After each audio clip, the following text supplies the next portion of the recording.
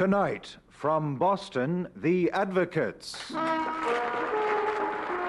Howard Miller, William Rusher, and the moderator, Victor Palmieri. Good evening. Welcome to the Advocates. Each week at this time, the Advocates looks at an important public issue in terms of a practical choice. Tonight, the issue concerns government regulation of television. And specifically, the question is this: should television news be exempt from the fairness doctrine? Advocate Howard Miller says yes. The United States government has the power to remove from the air any television station it disagrees with. That power is justified under the deceptive label of the fairness doctrine, a bureaucratic name for the power of censorship. So the government, which should be criticized, has the power to silence those who should criticize it most. With me tonight to urge that television news have the same freedom of speech and press as newspapers and magazines have, and that power of censorship be removed, our communications attorney, Ted Pearson, distinguished documentary filmmaker, Frederick Wiseman, and columnist and radio and television commentator, Jeffrey St. John.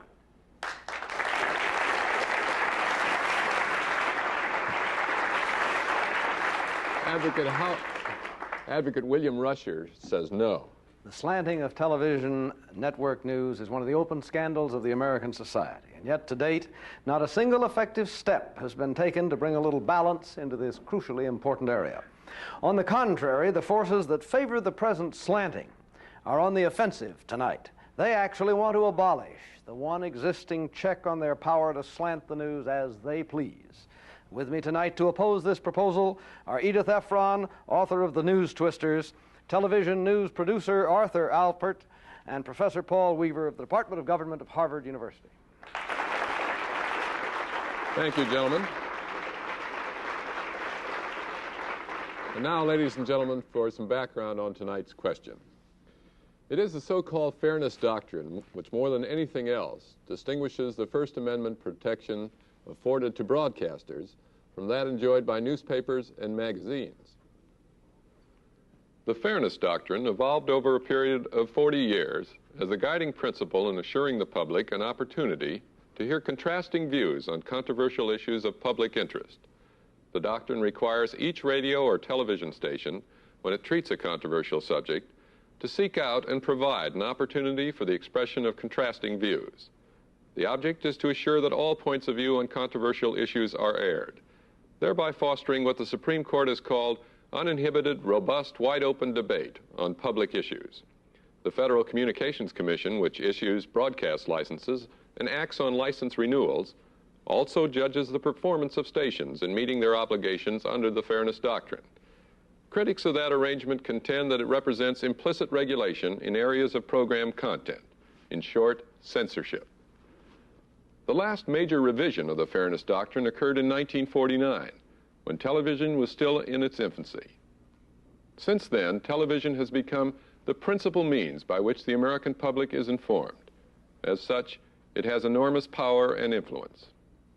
As with other American institutions, perhaps it is time that the networks were made more responsive to the views of the nation and more responsible to the people they serve.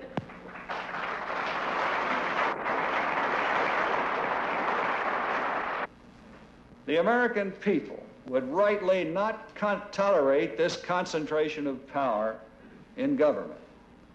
Is it not fair and relevant to question its concentration in the hands of a tiny, enclosed fraternity of privileged men elected by no one and enjoying a monopoly sanctioned and licensed by government? The views of a majority of this fraternity do not, and I repeat, not represent the views of America. CBS newsman Walter Cronkite saw in Vice President Agnew's speech a carefully planned program to reduce the effectiveness of a free press and to intimidate broadcasting. The Federal Communications Commission this summer announced that it would conduct a general review of the fairness doctrine in all its applications. And this fall, Senator Sam Ervin's subcommittee on constitutional rights has been holding hearings on the application of the First Amendment to television. So it's against this background of continuing debate that the Advocates considers tonight a proposal to exempt broadcast journalism from the obligations of the Fairness Doctrine. Now to the cases. Mr. Miller, tell us why television news should be exempt from the Fairness Doctrine. Suppose there were a federal newspaper commission that monitored and investigated every newspaper in the United States and had the power to cancel the publication of any one that it decided was not reporting the news fairly. Then we'd know we were talking about naked censorship. Suppose instead of the Federal Communications Commission, there was the Bureau of Censorship, and that's what's involved in regulation of content. And it had put forth the thought control doctrine. Then I would suppose that even Vice President Agnew would oppose that interference in the freedom of the press. What's in a name? Everything. Because of the government regulation of the content of television news, it is not in television but to newspapers that we look for first-rate investigative reporting teams, for columnists, for editorial opinions, for the clash of ideas. And in television, what we get is bland if it is not frightened. But it is said television is different because there are a limited number of frequencies, and so it needs more government control. But it's not frequencies, but finances that determine access to the media. In every market in the United States, there are more television channels than newspapers. The printed word is clearly governed by freedom of speech and press, and so also should be the spoken word over the broadcast media. With me tonight to urge that freedom of press for the television is Mr. Ted Pearson.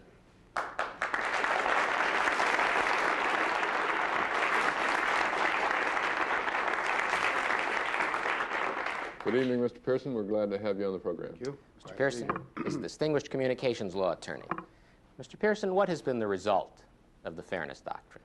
Well, the principal result over 40 years has been to gradually diminish the quantity and quality of the product that journalists could give to the television viewers if permitted. Initially, this very nice-sounding phrase was said to mean that a broadcaster had wide discretion in determining, like any journalist, the content of his bit.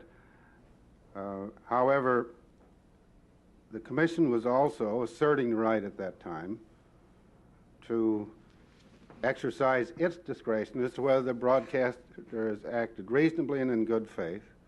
And recently, the Court of Appeals has decided to monitor the Commission to see whether or not it's acting within its discretion and acting reasonable. But have those judgments of the Federal Communications Commission, people in Washington and the courts, actually inhibited the kind of television news we get? They have, because the broadcaster will tend to stay away from those programs that, because of their nature or complexity, are highly controversial, will put additional burdens upon them, and they are real burdens. Does it also have an influence not only, we think, in terms of the network, but on the local stations and the smaller broadcasters? Well, the smaller the station, the more influence it has, because money is the name of the game if you're going to have a highly competent journalistic production line. And small stations just can't afford all of the problems that are created by the doctrine. If there is bias in television news reporting, as I suppose there is in other media, is that any reason to regulate its content by the government? No, the word bias seems to me to describe an intelligent person. I think bias, all people have their biases, and it's a professional responsibility, it's the ethical responsibility of journalists to work against that bias.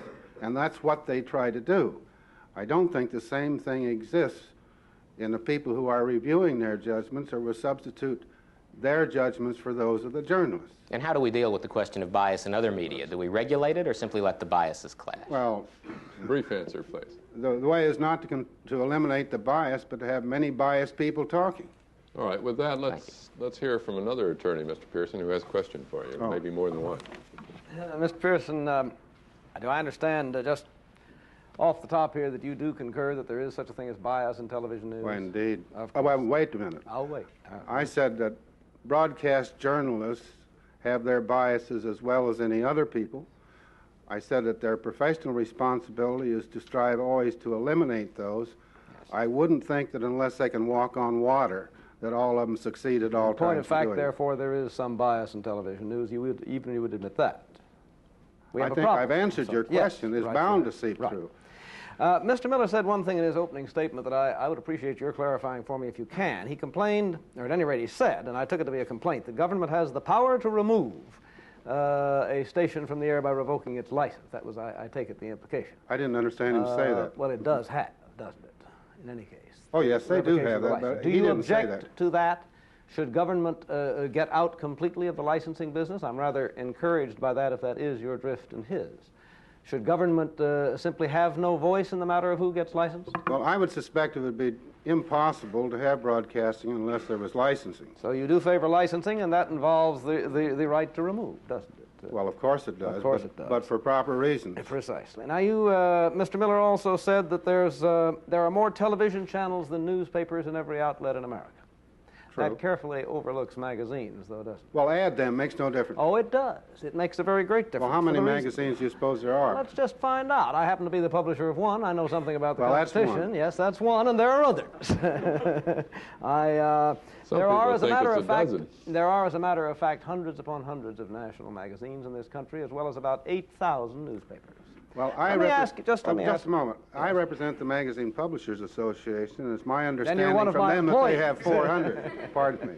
The Magazine Publishers Association doesn't have all the magazines. It didn't even have us for quite a while. Well, It may not again, as far as that goes. I hope you don't pay much Let me dues. say, let me ask you, though, if you ignore, well, if you include magazines, most certainly, take a city, take Boston, where we are. How many versions of the news with interpretations of the news would you say are available in print in the Boston area? I have no idea. I Well, don't it would live here. certainly be in the thousands, wouldn't it? It would? Of course. Well, they consider if all you the want me to news- assume your number for some question, Well, all right, I assume doubt the number. there's If you 1,000. disagree, well, would you say hundreds then? There are quite obviously an awful lot. Whatever number And you how do. many are available on television in Boston, would you say? How many what? How many versions of the news with interpretation? I don't know that. I don't live here. Well, it sure as heck isn't hundreds, is it? As a matter of fact, I'll tell you because I've researched the matter, there are about 4 or 5, depending on how you count, and 3 of those are the national network news programs. Now, you mean to tell me that there is any fair comparison then between the amount of news and interpretation that you can get through print in Boston, because it is a medium which anybody can get into, and the very tightly limited amount of news and interpretation that you can get over television in this same area. I don't There know. is much I told less you that, but television. I will tell you that. You think that there is Yes, actually indeed, what, because- more or less? Well, your numbers are very misleading. I would suppose that circulating in Boston, general news magazines would not number over 10. Oh, there are many more than that. They don't have to be Gentlemen, large.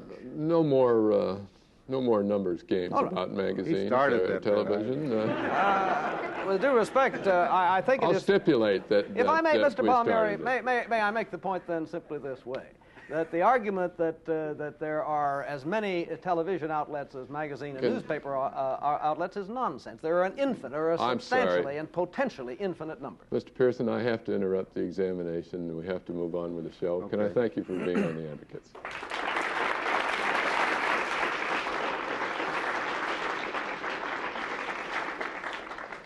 The only comparison to make, of course, is with newspapers of general circulation, and they and all other sources that would circulate around Boston or any place else will get basically their news stories from the wire services, and there are 2 wire services.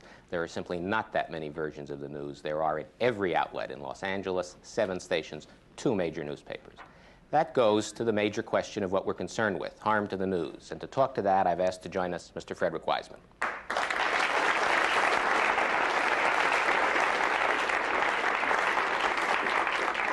Welcome, Mr. Wiseman. Mr. Wiseman is a distinguished maker of public affairs documentaries for television. His documentary, Law and Order, won an Emmy. Mr. Wiseman, is there today adequate public affairs coverage on television? Not in my view, no. There are all kinds of issues that should be covered on television that I never see on the air. Such as what? Oh, the activities of local government, for example, school committee meetings, city council meetings, what goes on in the mayor's office in a city, how decisions get made, the activities of local police forces, all the various relationships between the individual and the state on a local level, which are bound to be controversial in any one community, hardly ever get explored in any detail. Does that have anything to do with the fairness doctrine? I think it does, yes, because the networks and educational television, too, to some extent, seem to be fearful of getting into controversial issues precisely because of the fairness doctrine. It seems to have had the opposite effect from that which was originally intended. Are there any risks, however, in giving television news the same freedom that other media have? I think there are certainly risks, but in presenting these kinds of reality issues on television, you're really just competing in the marketplace of ideas, and I'd much rather take the risk of the competition and all ideas coming forward rather than run the danger of some ideas not coming out because of fear on the part of the networks. And would a repeal of the fairness doctrine make a difference in the quality of public affairs programming? Yes, I think so, because in many ways it couldn't be worse. Thank you. All right, Mr. Wiseman, Mr. Rusher. I agree with you that in many ways it couldn't be worse, but let's see what we do to make things better, Mr. Wiseman.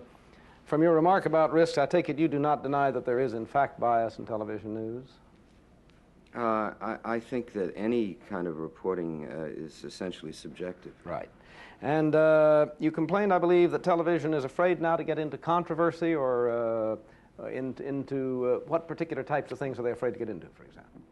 Well, I wouldn't ever resort to a kind of sweeping generalization in television. I think there are issues that I would like to see explored. What? For example, I'd like to see, we're in Boston, I'd like to see regular meetings of the Boston School Committee televised. Is it your contention that the fairness doctrine is preventing this? I don't know whether the fairness doctrine is preventing it or not. I know that there is some reason why in most communities that I've visited, many controversial issues are never regularly explored on television. In other words, there's some reason, and you, without really being sure, sort of think it's maybe the fairness doctrine. If I had to assign any one reason for it, I would assign the existence of the fairness doctrine. And on what basis would you assign it? Why do you draw this connection? On the basis of my subjective judgment. Have you ever worked as a newsman or producer for a commercial television network? Certainly not. Well, then how do you know? How do you know what causes you're judging their subjective motivation? Well, because I've read a variety of books about it, and I've talked to people who tell me off the cuff what the real problems are, or off the record, maybe on the cuff. Yeah. They've spoken to you in private, and you're now relaying their views from out of the Well, I can't again say I'm relaying their views. I'm trying to summarize certain views that I've heard. Can you tell me, sir, if I'm still having difficulty understanding what wonders are going to happen if we exempt television news from the fairness doctrine. To begin with, we're talking tonight, you appreciate, about television news. And we are therefore confining ourselves to that. Now, what television news is going to be covered that isn't covered now because of the fairness doctrine? If you know. Of course, you can't say with precision, but it's the kind of thing that good investigative journalism in newspapers and magazines cover. Can you give me an example? Some of the I've never seen the television's equivalent of Lincoln Steffens, for example. You think the fairness doctrine is preventing you from it? I think so, yes, because Why?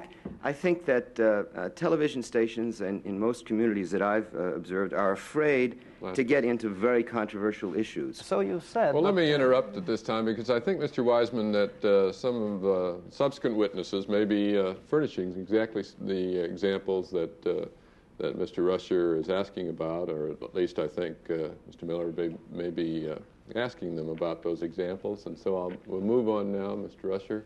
Mr. Wiseman, thank you for being on the Advocate. Thank you, Mr. Wiseman.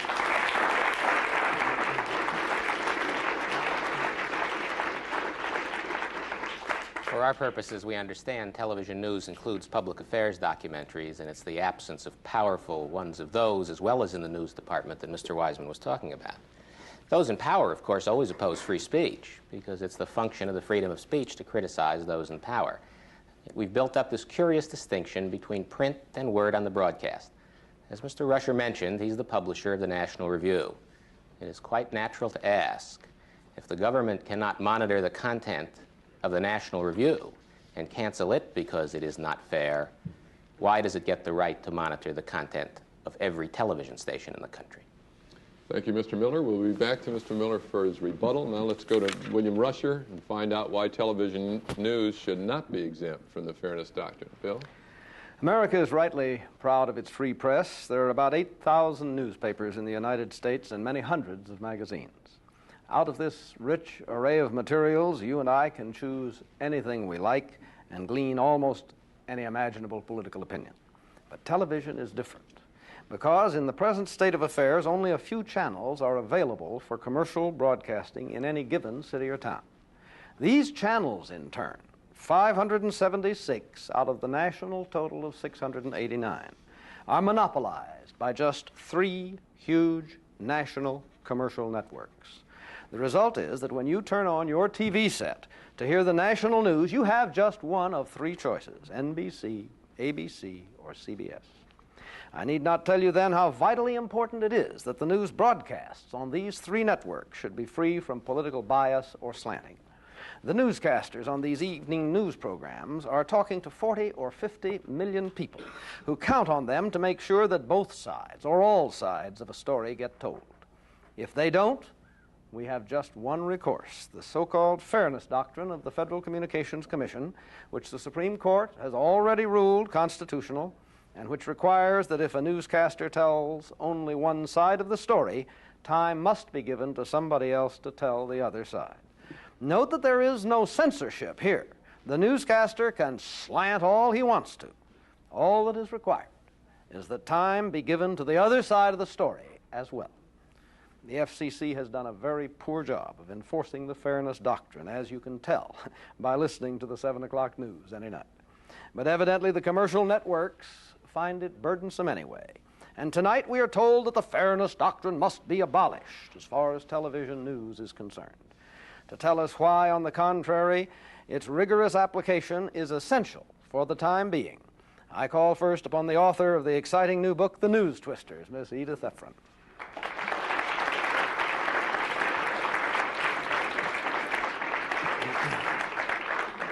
Welcome, Mr. Efron. Miss Efron, I'm going to be asking you just how fair network television news is, and I know you have made a special study of this, which is the subject of your book. As I understand it, you taped every word on the primetime evening news programs of the 3 networks, Cronkite and Reynolds and Huntley and Brinkley, in the last 7 weeks of the 1968 presidential campaign, and taped all of those words and transcribed them. Then what did you do? I selected the 3 major issues of the period: the presidential race, the war, and racial conflict. These were highly polarized issues with very strong pro and con opinion in the country about them, and that pro and con opinion appeared in the transcripts.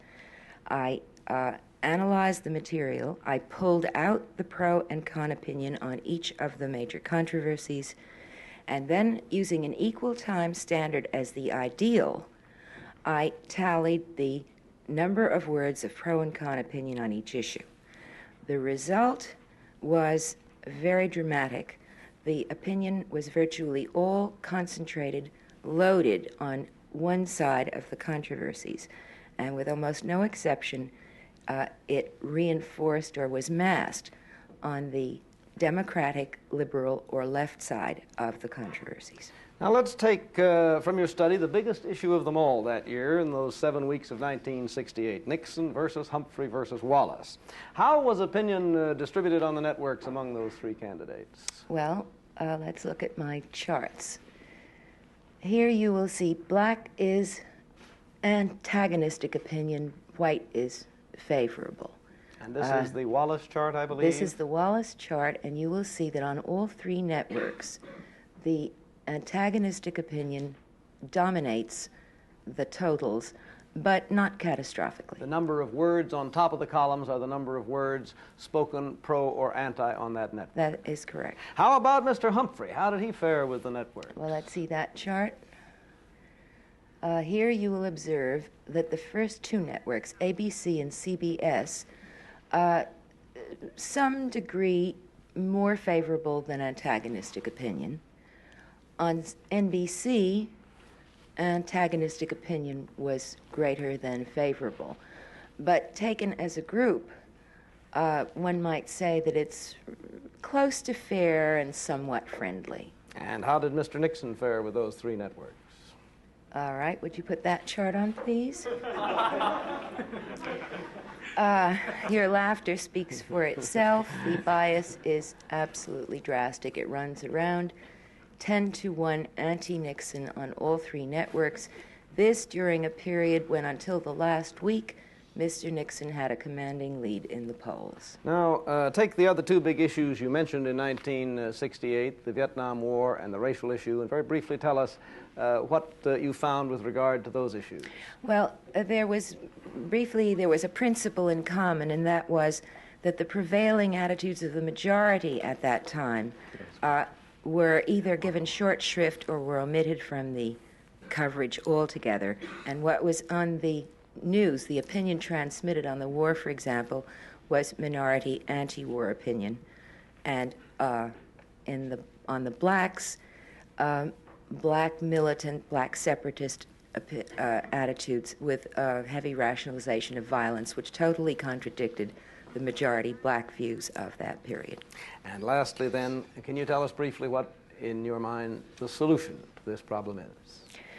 The ideal solution to be enacted as soon as technology permits is to blow the government out of television altogether. What kind of technology did you have in mind?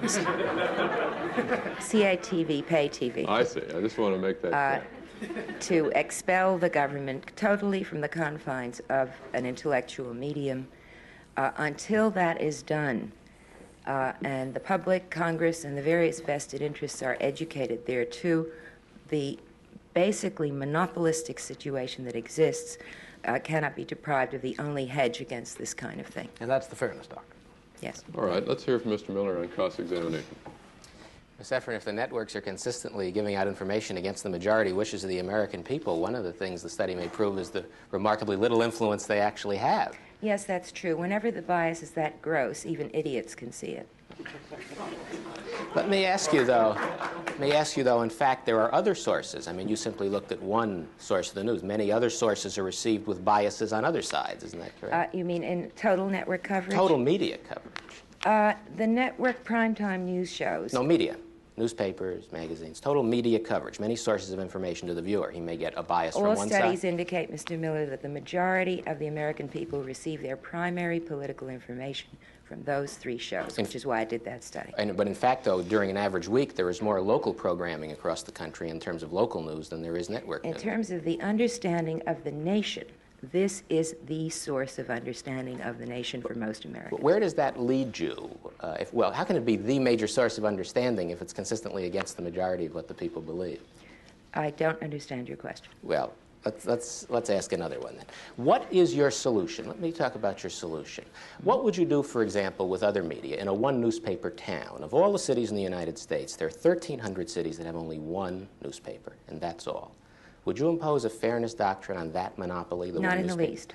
Well, I don't understand. Because there is no town in the United States where if you fill out a postcard or go to your local news dealer, you cannot have at your fingertips the publications of the entire world. But once you say that, isn't that equally as true for network news? There is no town in the United States where you can't get the same thing against the monopoly of network news. Then, in other words, you wish to justify the flaws and the bias of network news by pointing out that it can be supplemented by other things? No, you wish to justify the flaws and the bias of the one newspaper town by demonstrating it can be supplemented by other things. Why do we apply a different standard to what may be natural bias inherent in reporting? There is no dependency by the individual on any print medium. He can solve the problem quickly.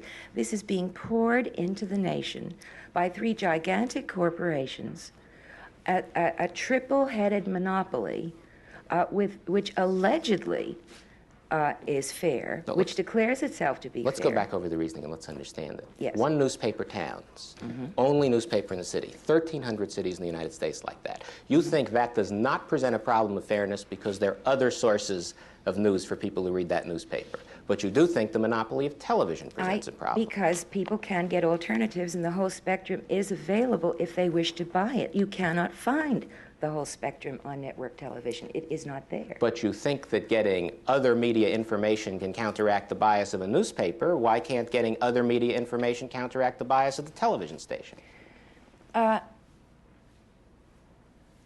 I'm not too inclined to push this argument, but it's significant anyway.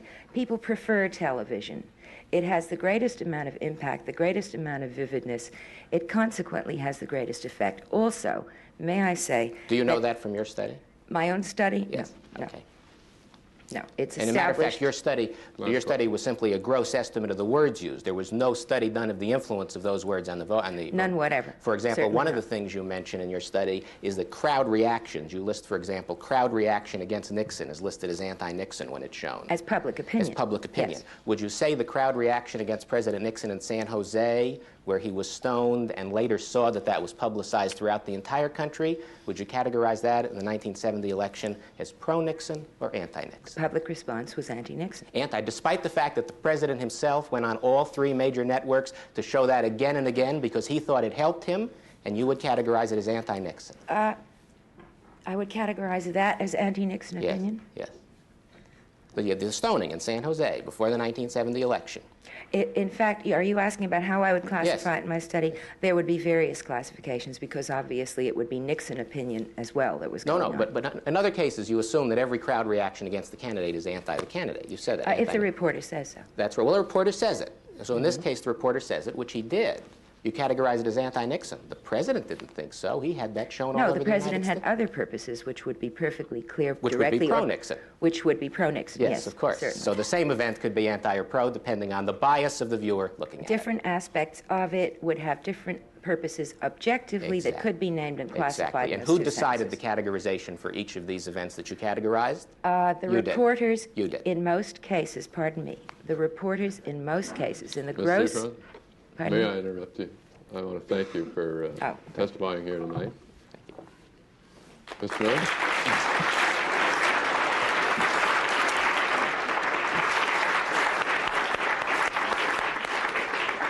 I'm afraid Mr. Miller is going to have to work harder than that to make those figures go away. We will next hear from a man who has worked in the television news industry, Mr. Arthur Alpert of New York City. Welcome, Mr. Alpert. Mr. Alpert is a news director of WRVR-FM radio in New York at the moment. He was formerly a television news producer and, in fact, is now doing a regular program analyzing the news media. Mr. Alpert, is television news in fact biased, as Miss Efron's book states? Well, of course it is. It's run by humans. Many of them are liberals. Liberals seem to drift into the news media. They're welcomed. I was one of them. And the news media are not, frankly, as open to, I should have said white liberals and white middle-class liberals. Television is not as open to women, to blacks, to poor people, to people who are chess fanatics or are in some way very different. And may I add to that great list conservatives? And conservatives. Thank you. What about the argument, though, that the fairness doctrine winds up scaring everybody and thus prevents robust journalism? Well, if you are a manager of a local television station and your aim is to make money and your newsroom is full of liberals, you may very well adopt and impose upon your news people a cloak of objectivity, turns out to be phony objectivity, so as to protect yourself. On the other hand, I don't know that that's the only way to go about it. I can conceive of hiring a varied bunch of journalists, letting them go, giving them airtime. Lastly, then, why doesn't this happen? Why don't the stations do this on their own? I think, for one thing, it takes effort and it takes money. For another, I think the stations have a difficult choice. They can give up the current situation in which a small amount of, or some amount of corporate liberalism sneaks into this overtly objective frame, or they can admit that that happens and admit everybody's human and get all different kinds of views. It's a tough choice for reasons I don't fully understand, but I suspect they're in part financial and in part ideological. They choose phony objectivity. Let's explore that on cross-examination with Mr. Miller. Mr. Alpert, you didn't tell us what you thought of the fairness doctrine. What do you think of it? I think as long as the television system is a monopoly, we need the fairness doctrine. What do you mean, as long as it's a monopoly? Suppose we had extensive cable television throughout the country. Would it then be... Cable television's shape is yet to be determined. Cable television may well turn out to be as democratic and open and full of access as is conventional television, meaning not a bit. And your test then is if it's a monopoly. So in any media where there's a monopoly, you would favor a government regulation of content. No, I wouldn't go so far. I would say merely that when where information is involved, that this country is dedicated, at least in constitutionally and so on, to John Stuart Mill, free marketplace of ideas, and we don't have any in television. Let's see what kind of a monopoly. I'm interested in the distinction between monopolies. Let me ask the same question, and pardon me for repeating it because it's so critical. The one newspaper town, if the basis is monopoly, there's the basic media monopoly in the United States. That is the basic situation in the United States, one newspaper towns. Shouldn't we impose a fairness doctrine on that? No, I don't think so. As I've indicated, I think the fairness doctrine is a necessary evil as long as television is a monopoly. I don't see any reason to extend it. When, in fact, we, and I agree with Ms. Efron, when, in fact, we end the television system and start all over again. You'll still have the newspaper monopoly. I agree again. I'm sorry to agree because I come from another part of the political spectrum. I'm sorry to agree so often, but in fact, I think Ms. Efron is quite right. There are many sources of information in print. There are not many sources of information in television. Well, let's look at a specific market and test that out then. In the city of Los Angeles, there are 7 television channels. Excuse me, Mr. Miller, the city of Los Angeles, the city of New York are very great exceptions. Oh, are you willing to say the fairness doctrine should not apply in New York and Los Angeles? Not a bit. I'm just merely, I just want to point out before you go on that you're taking an atypical situation. Well, let's see if it's atypical as to the fairness doctrine. All right, city of Los Angeles, city of New York have 7 television channels. They have many news broadcasts, very strong independent news broadcasts beside the 3 networks. They also have, in Los Angeles, 2 major newspapers, New York, more. In those markets, would you apply the fairness doctrine? I would still keep the fairness doctrine. Why? There's no monopoly of network news in those markets. There is, well, first of all, as long as no other competitor can come in, there is a monopoly, and there are no unused channels. Have you ever tried to start a newspaper in New York City? Do you think other competitors can come in? I do know people who have just tried to start a newspaper in New York City, and some others who will try shortly, and I wish them the greatest of luck. We all wish them the greatest of luck. It is conceivable, at least. At least they don't have to get a channel. In Los Angeles, there are no empty channels. But perhaps more importantly, the corporate interest of every one of those television stations is pretty much the same. But why is it if it's so difficult, if it's a question of access to the channel, that's really phony. If it's so difficult, why is it that there are more television stations than there are citywide newspapers? There are more television stations than citywide newspapers. Yes. In every city in the United States. The number of television stations is the result of a table worked out by the FCC. But that would be true if there were many more newspapers. If the limitation is technical, why are there's every place more television channels than newspapers? Mr. Alford, I'm going to interrupt at this time. I'm sorry. I want to thank you for being with us. You're welcome. Mr. Miller? Mr. Rusher, will you continue?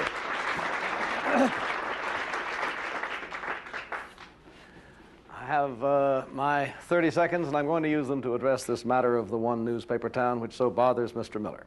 The one newspaper town is a one newspaper town because nobody else has bothered to come in and start a second newspaper and make it good enough that anybody there could buy it. If anybody wants to do it, it can be a 2 newspaper town or a 22 newspaper town. But as Mr. Alpert pointed out, there are just so many channels available, and the government has long since arrogated to itself, with the entire approval at least of Mr. Pearson, the job of allocating those channels. And as long as that monopoly situation exists, where only 3 gigantic networks exist for news in this country, then a fairness doctrine is needed to watch over them. Excuse me. I think we may have gotten before ourselves. I think there's no problem. I thought you felt the need to make a statement at this time and take your witness afterwards. I did, and I was so anxious to do it that I neglected to call on one other witness to discuss the matter from the standpoint of the government itself, Professor Paul Weaver.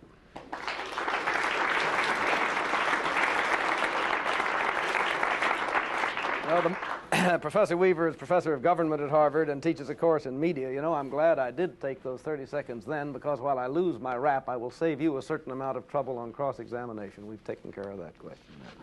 Do you believe Ms. Efron's book is basically sound in its methodology and its conclusions? Yes, I do. When I first read the book and when I saw its rather startling conclusions, of course I had my questions about its methodology. So I took myself, as Miss Efron invites any reader to do, I took myself to New York and spent some time going over her documentation. I went through the various opinion files, pro and con, that she had put together, analyzed the decisions that lay behind them, and satisfied myself that it was a substantially competent and valid methodology, and that the conclusions are equally competent and valid. Turning now directly to the fairness doctrine, doesn't the fairness doctrine, or does it, as has been contended sometimes, I believe most recently and unsuccessfully by Mr. Miller's witness, Mr. Pearson, violate the First Amendment of the Constitution? Well, the Supreme Court has considered that question recently, and it decided that, in fact, the fairness doctrine does not contradict First Amendment rights of free speech. It should be pointed out that the point of the fairness doctrine is to prohibit those few men who have access to and who control the three great national network news operations from excluding all opinions other than their own from the news. It does not prevent them from putting forward their own views as long as they also give access to the views of those who disagree. If the fairness doctrine, though, is as even-handed as all that, it sounds as if it should work, and yet manifestly it doesn't, because look at the results Ms. Efron got in her research study. How do you explain those results if the fairness doctrine is what we want it to be? Well, I think the answer is very simple. The networks have not followed the fairness doctrine, and the FCC has not enforced it. I think what's required now is for the networks to begin taking seriously this part of public policy, and for the FCC and others to see to it that the networks do, in fact, take it seriously. Can you tell me briefly how you would have the FCC go about that? Well, I think the FCC is only a part of the answer. The first place where this new effort should be made is, of course, within the network news operations themselves. They are the people who produce the programs day to day, and they are the people with the primary responsibility. They could, for example, compile a content analysis of their own news coverage along the lines that Ms. Efron's book pioneers. Professor, the FCC could do the same thing. I'm going to ask for Mr. Miller's cross-examination, and I think he may be pursuing the question of your suggestion with you. Professor Weaver, there are two wire services, basically two major wire services in the country, the Associated Press, United Press International. They send their stories out over wires generally leased from Western Union, which itself is often regulated by the FCC. Should we have a fairness doctrine for the AP and the UPI? Well, first of all, I do not think I would accept your formulation of the way things are. Yes, those are the two principal news services. On the other hand, there's the New York Times wire service that reaches over 200 newspapers, the Washington Post, LA Times service. There are various foreign services, Reuters and so forth. There are a large number of wire services available for our newspapers. It's a kind of monopoly. Most small newspapers rely on the AP and the UPI. Suppose they were the only two. Suppose there were four, so it was a monopoly situation. Would you impose the fairness doctrine on the wire services? Well, I think one point to be made, the first point and the most important, is that indeed these wire services have imposed just such a doctrine on themselves. How do we know? Has anyone like Ms. Efron done a study on the wire service? No, but other people have. All right, but there's a large literature on this subject, and let me tell you about it. When in 1848 the AP was first founded, the question of fairness doctrine, that's a long time ago, the question of fairness and the acceptability of the news they gathered came up immediately. And the resolution that the governing board of the AP came upon was something almost precisely analogous to the fairness doctrine. It remains the guiding principles of the AP and other wire services to this day. But that still leaves the question, because it's also the guiding principle of the networks. If someone were to show that the AP and the UPI had the same kind of, let's use the word for the sake of the question, biased coverage, so that the wire services indicated bias in their coverage, would you favor a fairness doctrine for the wire services? Well, I think that's a very iffy question. It depends. But it tests the principle. No, it depends on your hypothesis. Why won't you answer the question? Because the answer is no. You wouldn't. Now, wait a minute. Are you interested in my answer to the question? Yes, your real answer. Or are you interested in my view on this matter? In your answer to the question. Okay. The answer to the question is that the cases are dissimilar. They're dissimilar because the nature of the monopoly that you have posited for the wire services is not comparable to the monopoly possessed by the network television services. Why not? Okay, for a number of reasons. First, the government has created the monopoly that the network news programs enjoy. It has had nothing to do with a monopoly, and it's not in fact a monopoly, but let's assume it were. Do you think the government should not regulate monopolies that come about create. financially? The government should not regulate monopolies because they come about financially rather than by government regulation? That's no distinction in monopoly law. If you get together and form a monopoly because of your financial power, the government steps in just as well. That's right, and of course there are famous cases concerning Yes. wire services. The government has stepped and in. we both know them. So why not apply the fairness doctrine to the wire services? Well, because they don't possess a monopoly, and that's what I was trying to explain. Well, gentlemen, there are that other brings respects. us, Professor, I think you've made that point very clearly. Excuse me now for there are two interrupting. more parts of it yet. I have to say thanks now for being on the Advocates and return to Mr. Miller.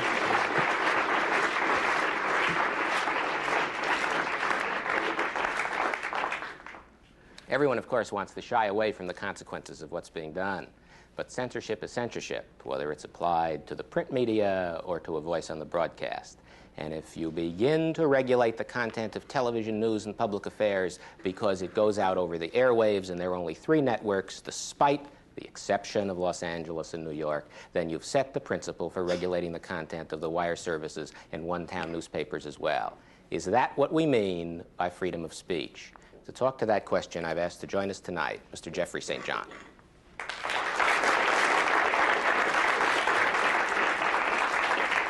Welcome, Mr. St. John.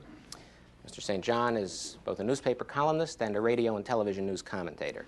Mr. St. John, is the fairness doctrine a censorship that's a threat to the freedom of the press?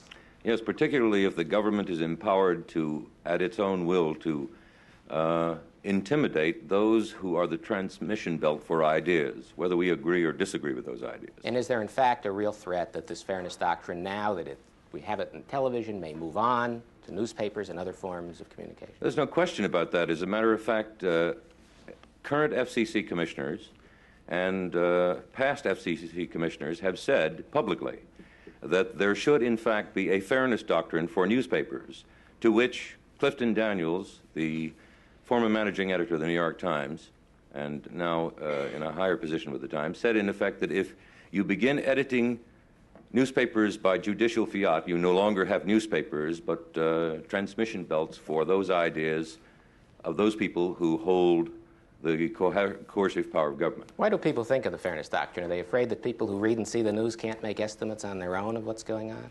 I think that's partly it. It's a kind of intellectual arrogance on the part of people who don't trust a country with an enormous high literacy rate to make fundamental judgments, to use their own minds. But I think there's also the belief in the doctrine of coercion. That is, that instead of arguing for your ideas in the marketplace of ideas, as I think I have tried to do personally, what they believe is that somehow you can either command creativity or that you can command fairness. You can't command fairness, and the fairness doctrine illustrates that rather. In your view, has the fairness doctrine, in fact, intimidated what otherwise would have been good public affairs? No question about it. It's not only intimidated, it's put a restraint on them, broadcasters, to essentially get into the presentation. By the way, there's one issue that I think is very important here. We tend to forget that the fairness doctrine deals with opinion, not news. And I think that's a crucial distinction to be made. And what is being advocated here tonight is essentially the extension of that doctrine to include news judgments as opposed to opinions, as I represent in the various commentary work that I do. And I consider that insidious and totalitarian.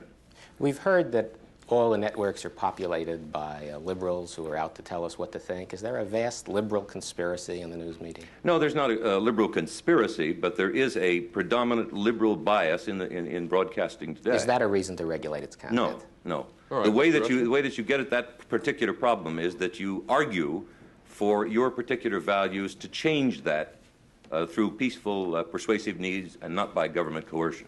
Thank you. Mr. Rusher has some attempts at persuasion now and cross-examination. And Mr. St. John, when did you begin your current series of broadcasts on CBS radio? January of 1970. And you had been asked to do that about when? Can you pinpoint it for me? October. As a matter of fact, I was not asked, Mr. Rusher. Yeah. This serves to illustrate my point about going into the marketplace and persuading people to accept your particular point of view in terms of presentation of opinion that is lacking. I wrote a letter to Mr. Richard Salant, the president of CBS News, and I said, I have the professional credentials to fit the criteria that you have now laid out with respect to the CBS series spectrum, 2 from the right, 2 from the middle, and 2 from the left.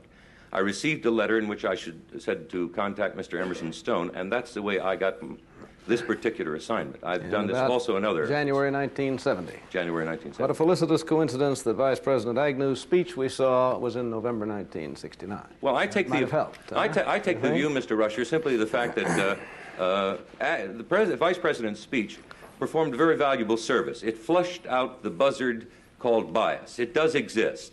I think the real question here, Mr. Rusher, is simply how do we deal with this issue? I agree with you. Do we deal with it by coercion? Do we deal with it by government-imposed standards? Or do we deal it in a genuine intellectual debate of ideas? I couldn't agree with you more. But you say the American people. Well, how can you be for the fairness doctrine then? I'm about to tell you. Please, I'm asking the question. Remember, I sometimes wonder. Suppose the people on. You say we don't have sufficient confidence in the American people exercising their judgment. But what if they are given basically just 3 primetime news shows per night on which to exercise their judgment, and they don't care for any of them? What do they do then?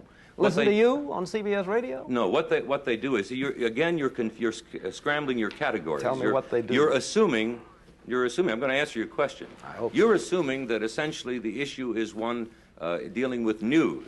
And I say that you've got to differentiate between news presentation and opinion. Now, I would say that the way that you deal with this is that you examine the complexity of this problem. Most people who share a particular point of view, such as you may hold or I hold, tend to go off and not write books. They tend to become businessmen. There's a whole complex issue right there in terms of the intellectual bias. Now, how do you use the government's coercive powers to rectify what is essentially an intellectual choice? I don't understand that. Since you're asking, I'll tell you, Mr. St. John, you are yourself, in point of fact, an example, perhaps the principal example, of the tokenism of the major networks. Sir, let me tell you something. Let me finish. Let me tell you something. That is an evasion of the central issue. They haven't put you on television, and they're not about to. It really helps for one of us to be talking at a time, and you're getting more than your share because it's Mr. Rusher's turn. It's Mr. Rusher's turn to ask you questions on cross-examination. Let's see if you can Mr. respond. St. John, you imply that the fairness. His formulations are so outrageous that one can't keep still. You haven't heard anything yet. Now,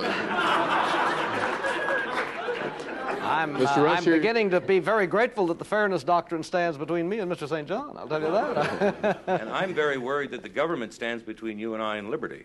Well, so am I, Mr. St. John, and I think that we are going to do very well in containing it if only we can keep the monopoly which is developed of liberal opinion on the major television networks in this country from overwhelming all of us. And I don't think the fact that you're on CBS radio really reassures me sufficiently. Let me ask you. I'm also on NBC television. I ask you a question, yes, but not on prime time on the networks. Oh, yes, I am. Not on the evening. NBC Today show every 2 weeks. Yes, way up in the morning, but how about the Mr. Rusher, evening? would you believe it if I 16 said the million last people question? listen to the Today Show. It may be the only believe it, question. I think I'd welcome it. You imply that the fairness doctrine somehow imposes government control. How? It imposes government control simply by the fact that the government is empowered to grant or deny a license. Yes, the WPIX television case now before the Commission is an example. No, the government has never once denied or revoked a license because of bias in the news. Not Sir, as a matter of fact... I mean as a matter of fact. As a matter of fact, right now, the FCC is deciding just such a question in the WPIX television. Yes, and if they decide it the way they decided the others, there will be no revocation. Mr. St. John, with that, I'm going to thank you. Thank Mr. Rusher. We're going to go to our summaries. Thanks for being on the program.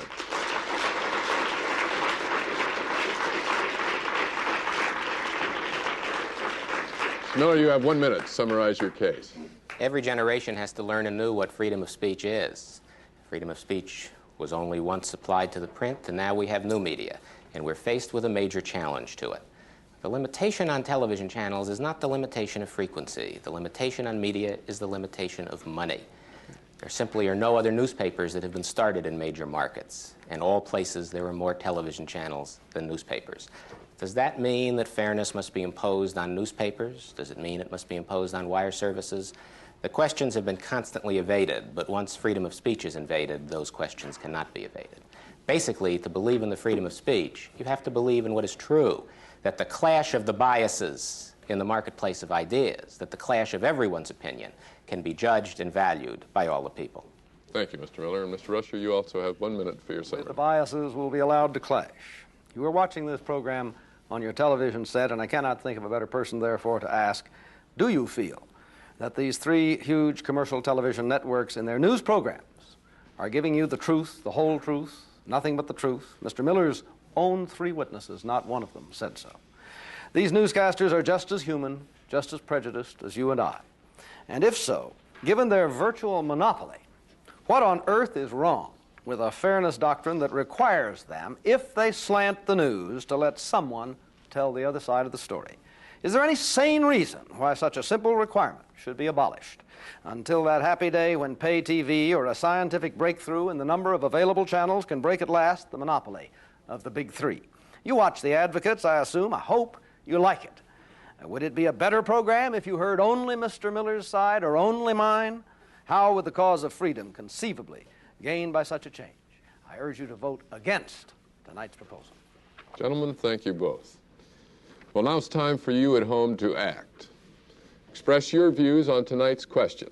Write us, The Advocates, Box 1971, Boston 02134. The question on which you'll be voting: should television news be exempt from the fairness doctrine? Send us your yes or no vote on a letter or postcard. We'll tabulate your views and make them known to members of Congress and to the White House and to others concerned with this issue. Every one of your votes is important. Remember that address, The Advocates, Box 1971, Boston 02134. Write us tonight, will you? Recently, the Advocates debated the question, should the government drop the charges against Daniel Ellsberg?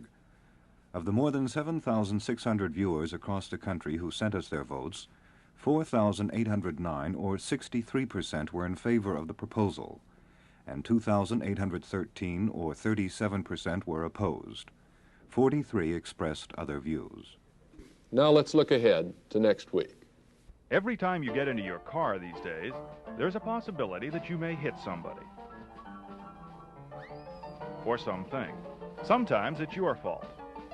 Sometimes it's hard to tell. Enter the lawyers, the insurance companies, and the courts. Often a very expensive ride for you. Should Congress pass a national no-fault insurance law? A question. Next time for The Advocates. Thanks to our advocates and our witnesses. I'm Victor Palmieri. Please join us again next week at the same time. Thank you now. Good night.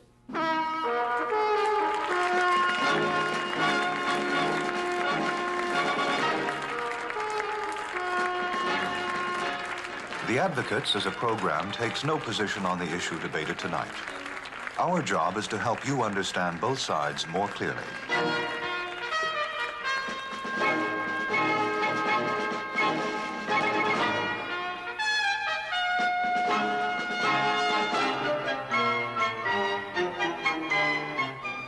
This program was recorded.